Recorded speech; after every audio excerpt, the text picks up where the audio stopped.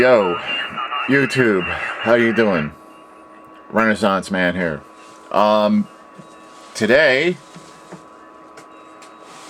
we have a new gizmo to take a look at.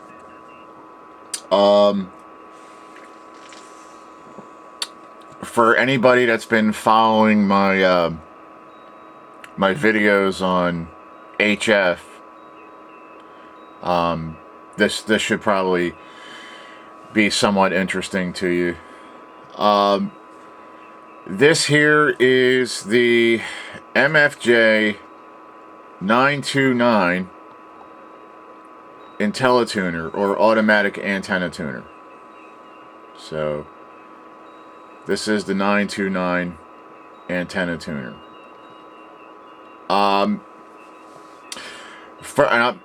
I know I shouldn't be making long videos, but I have to get the information out. So I mean, if you want to stick around and watch this and get some information, that's up to you. But I mean, it takes a while to get this information out, and I don't see anybody else reviewing this device out there. So here we go. The MFJ-929 is a auto tuner or automatic antenna tuner. It's rated at 200 watts, single sideband CW. You know, it'll also tune up on AM and FM as well. Why I chose this one is because it also includes a frequency counter in it. And not only that, but it will give you a lot more information than just any plain Jane, you know, auto tuner. It tells me the inductance that it's using to get a match. It also tells me the capacitance that it's using. So without getting too technical, it gives me certain parameters, you know, that if I were tweaking the antenna or the wire, that stuff could come in use. The 929, I got it from Gigaparts. It shipped pretty quickly. It was very well packed. I bought it. Nobody sent it to me. What I did was I sold the manual tuner, the 901B. I sold the Jetstream SWR power meter that I had in some older videos, and I sold the dummy load. I'm just not doing enough here to justify having a dummy load. Now, the 929 was $195, and of course my Yaesu FT-101 was $290. So if you do a little bit of quick math, we're still in our budget area, which is nice. And now we have automatic tune capability. So let's talk about real quick automatic tuning. Let's get that out of the way first, because that needs to be discussed. Automatic tuning, as far as I'm concerned, and as far as other people will tell you, is if you had a modern rig and, you know, they had built into them, they have antenna tuners built into them. They also have a tune button. You could easily pick up one of these 929s and the interface cable for your radio, because on the back here, you'll see that it has an interface cable right there, a jack. So it's a RJ45 right there. So you could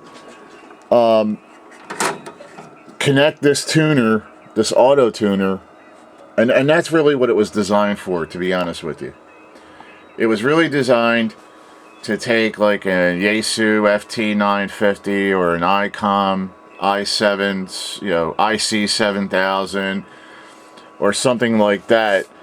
And when you go ahead and you have it interfaced with your, with your radio, with your rig, you would just hook up the, you would just hook up the rig, hit the tune button, and away you go. You can see here that they, MFJ, obviously, they offer the interface cables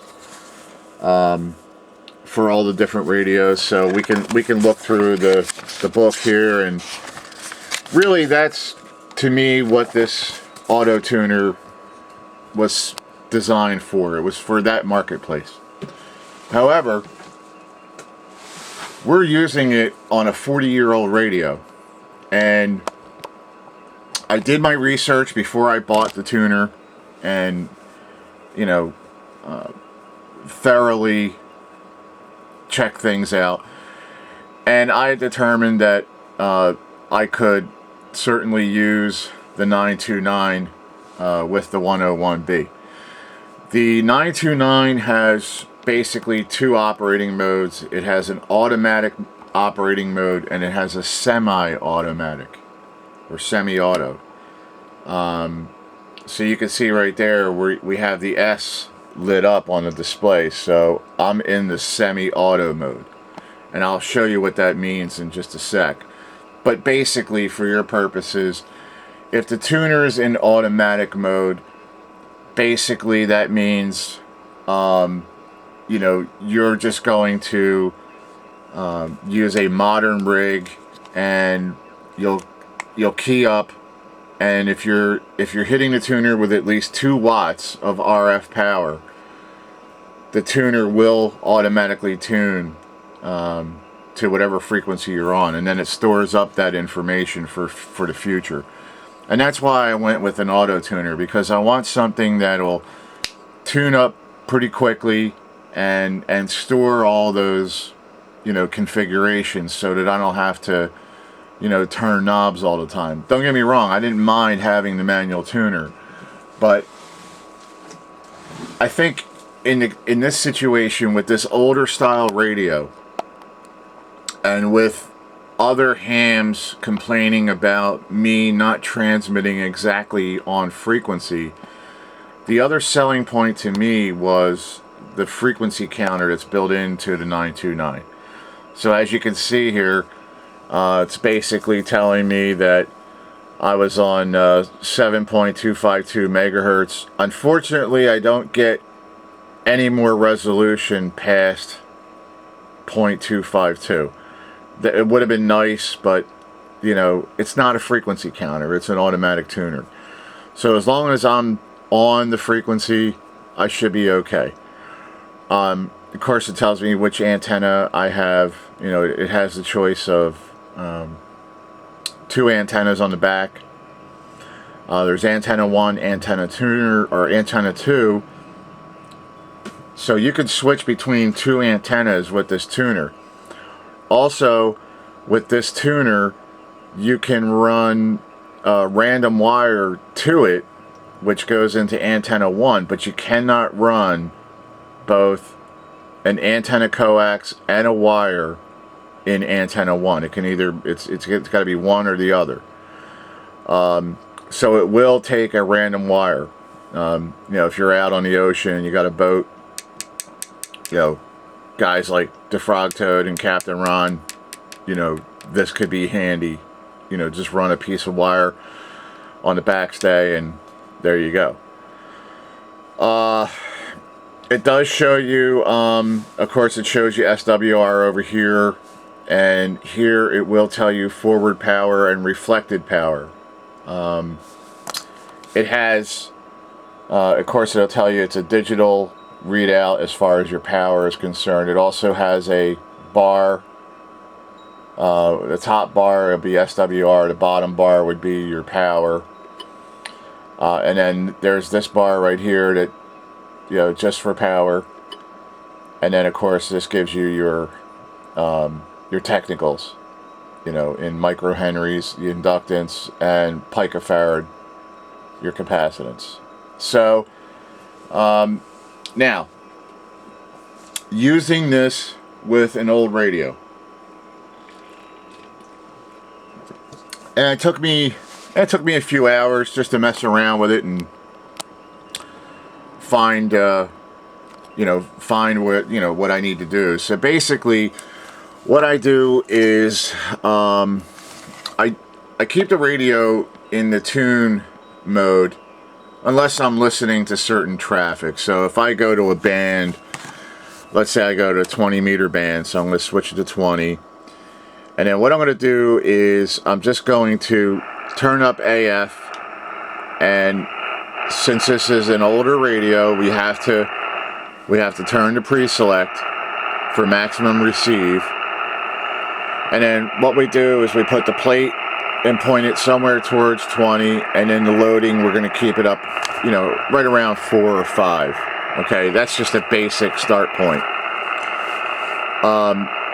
Your carrier should be pretty much on low power because the 929, it will tune if it's getting at least 2 watts of RF power from the radio. So what's nice about this is I can just I can key up and hit it with just a couple of watts, and you can see there okay, so 0.4. So let me bring up the power a little bit.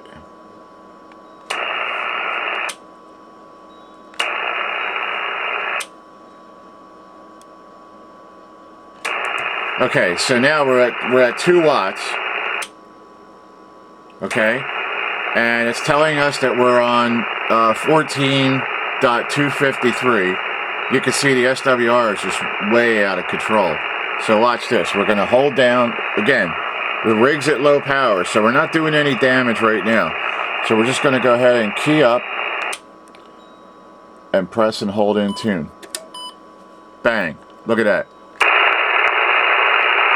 You see how the receive just came up?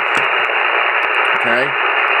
So when we first got here, we were at, Christ, we had a SWR of like 24-1. It was just ridiculous.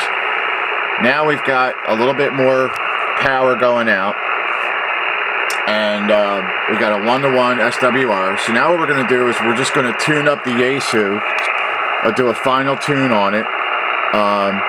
So we're just going to yank up the power a little bit, and we're looking at the meter that's built in here.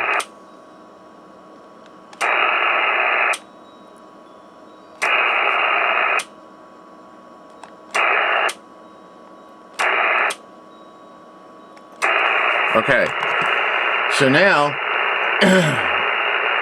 we're basically ready to go. We're ready to talk at this point.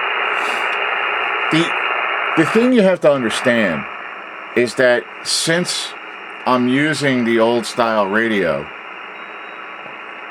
I'm going to have extra steps compared to a new radio. Okay, a modern radio with the interface cable, you would just, if you had the 929 in automatic mode, you would just push the talk or hit the tune button on the radio, and bam, it just tunes it. You're ready to go. You turn up your power and you start talking. I have, of course, an old tube radio.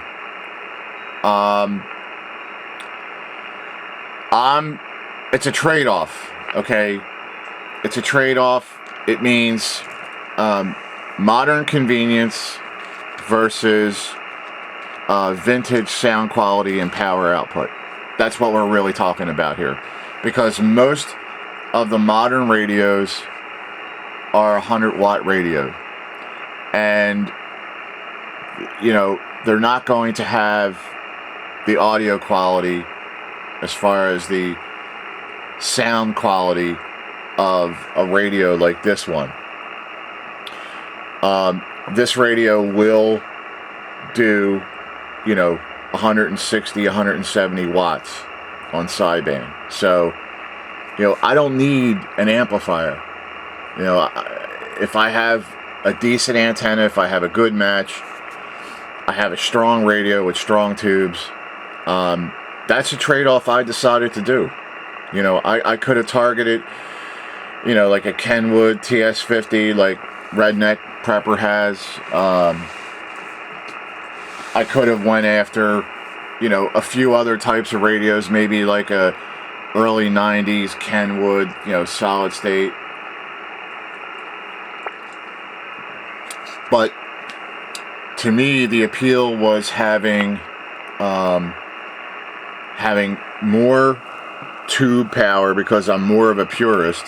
I'm a musician also, so to me, there's a big difference. If anybody out there plays an instrument and plays guitar, there's a big difference between playing through a tube amp and a modern solid state amp. There's no comparison. Also, the fact that I have for all intents and purposes, a Faraday cage, okay, already. And sorry, my tripod just went wonky on me, but I have a Faraday cage on this radio. It is a Faraday cage.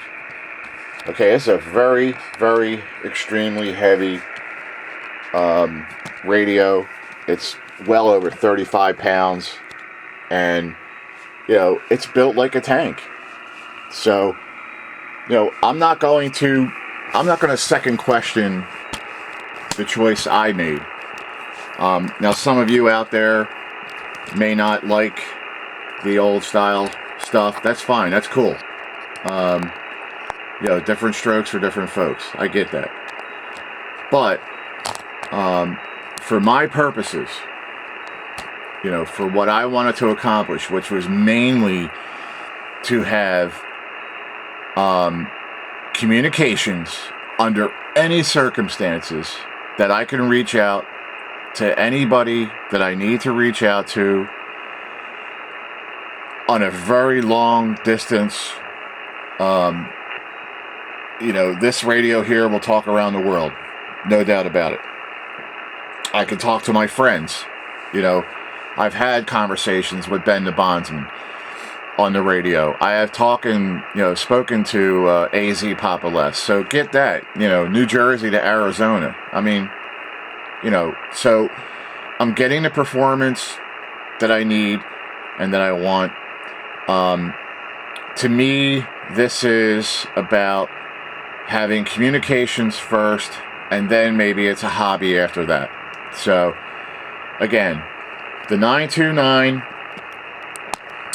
it has, it has different configurations in it. It's very simple. It's not really that difficult to get around this thing. You just hold in the mode button, and you have your target SWR. So if you want to be a little bit tighter, you can jack it down to 1, and it's just going to work a little bit longer. It'll take a little bit longer to find a solution. I keep it at 1.5.